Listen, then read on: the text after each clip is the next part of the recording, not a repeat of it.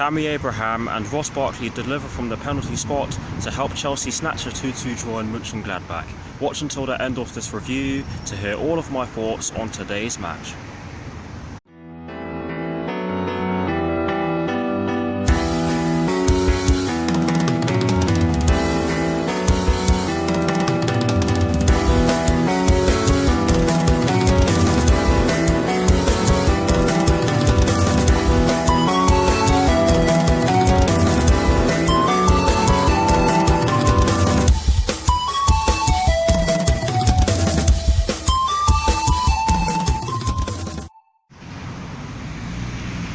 Hello people, welcome to my channel, welcome to another video. This is my review of the game which took place earlier on today between Borussia Mönchengladbach and Chelsea, which ended in a 2-2 draw. So what I'm going to do for you guys in terms of this review is that firstly I'll be giving you the lineup that Frank Lampard fielded at the start of today's match, then I'll be giving you my thoughts on the match itself, and lastly I'm going to be doing things a little differently and I'm going to be giving you guys my thoughts on the overall pre-season campaign for Chelsea. So without further ado, let's get straight into this review. So starting off with the lineup, and as always kicking things off with the formation. Yes, it was a 4-2-3-1 again, and in terms of the personnel that Frank Lampard went with, he went with Kepa in goal. He went with a back four from right to left of Cesar Azpilicueta, Andreas Christensen, Kurt Zouma and Emerson Palmieri. And by the way, I'm sorry for the noise in the background. He went with a midfield five of Mateo Kovacic and Jorginho in the two deep in midfield roles, or positions shall I say, with an attacking midfield trio from right to left of Pedro Rodriguez, Mason Mount and Christian Pulisic, with Tammy Abraham up front by himself. So that was the lineup that Frank Lampard fielded at the start of today's match. Now for my thoughts on the match itself, and as always, starting off with the first half. I thought that Borussia Mönchengladbach started off really well. They put us on the back foot throughout parts of the first half, and they did create many chances to score, and they actually opened the scoring in the 13th minute with a brilliant finish from the player. I cannot pronounce the player's name, but it was a very good finish. The defence could have done better. I don't think that Kepa could have done a lot with that, so I'm not really going to blame him for that one, but the defence in that particular situation wasn't too great. Chelsea did create numerous chances, particularly towards the middle and the end of the first half, and surprisingly they failed to convert them. That's not a surprise to me, because recently, or in recent seasons, we've had problems with being clinical, or we've had problems in front of goal. But yes, we did create numerous chances to score, and like I said, we just failed to convert them.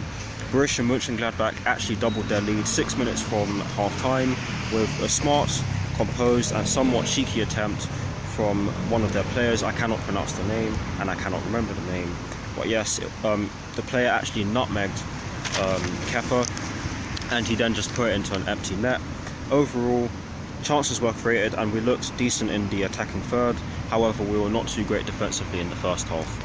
Now for my thoughts on the second half now, and to be honest with you, I am going to admit that Chelsea did start the second half very well, and the players showed desire and determination to overturn that 2-0 deficit.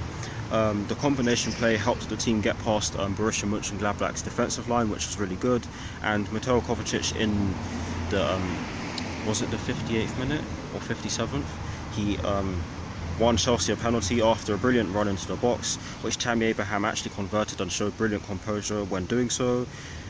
Chelsea then continued to create chances in open play, although none of them were converted. None of the chances in which we created from open play were converted.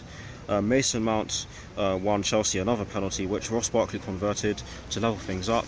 And now to give you guys my overall thoughts on the actual match, I think that lots of chances were created, and although the chances that were created from open play were not converted, the team still showed desire to turn the match on its head. Not the greatest display, but certainly not the worst. Defensively, we were showing signs of frailty. Another positive in which I'd happily take from today's match is that N'Golo Kante got some minutes under his belt, which is, of course, a massive plus. But that's it for my thoughts on today's match. I am sorry for stuttering. I'm very nervous because I don't normally do these videos outside, but let me know what your thoughts on the game are in the comment section below, and as always, I'll do my best to respond.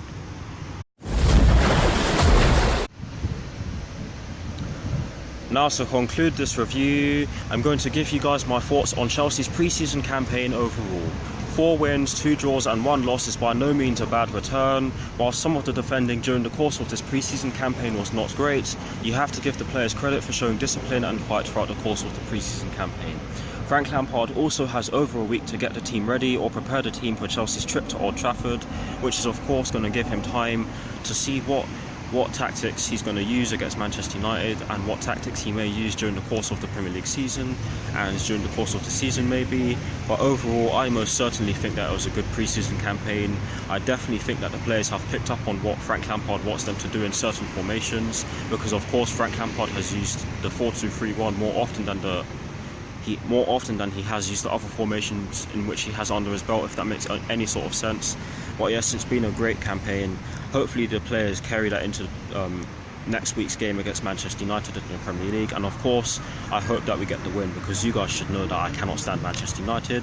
But that is the end of this video. Thank you all for watching. Like, comment and subscribe to my channel if you're new, and I'll see you all very soon for some more videos. Come on you Blues, come on Frank Lampard, and peace.